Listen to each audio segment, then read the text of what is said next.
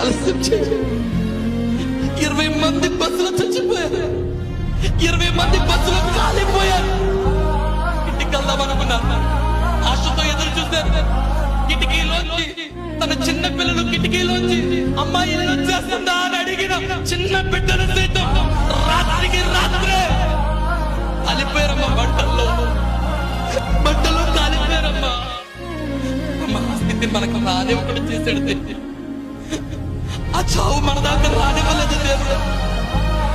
చిన్న పిల్లలు అరుపులు వినపడటం లేదా?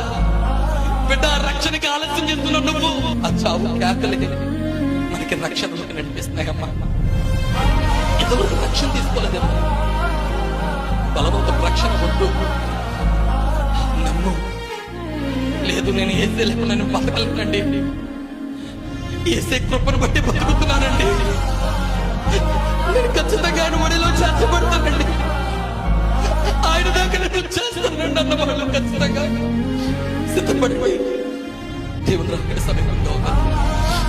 మంచి దినాల్లో బతుకుతున్నాం. ఆలస్యం చేస్తావా?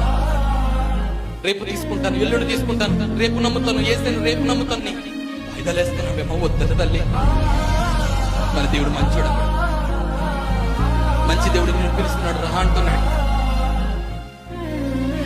చిన్నపిల్లల ఆత్మనాదాలు నీకు వినపడితే ఈ రాత్రి ఖచ్చితంగా నీ జీవితాన్ని ప్రభుకు అప్పగిస్తావు తల్లి. వెనక ఉన్న యవన బిడ్డలరా, యవనస్తుల గురించి చెప్తున్నాను. మరలా ఈ నోరు ఇక్కడ ఉపయోగపడుతుందో తెలియదు. ఆగిపోయే నోరు సాక్ష్యం ఇస్తుంది. సమయం ఉండగానే కొడుకున్నామమ్మా. తమ్ముడా, ఇక చెప్తాను, బతికిన బతుకు చాలు, ఇంకా తిరిగిన తిరుగుడులు చాలు. ఇంకా ఇంతవరకు మనం బాధ పెట్టేస్తాం, భార్యను బాధ పెట్టేస్తాం, వారిని పక్కన పెడితే దేవుడినే బాధ పెట్టేస్తాం మనం.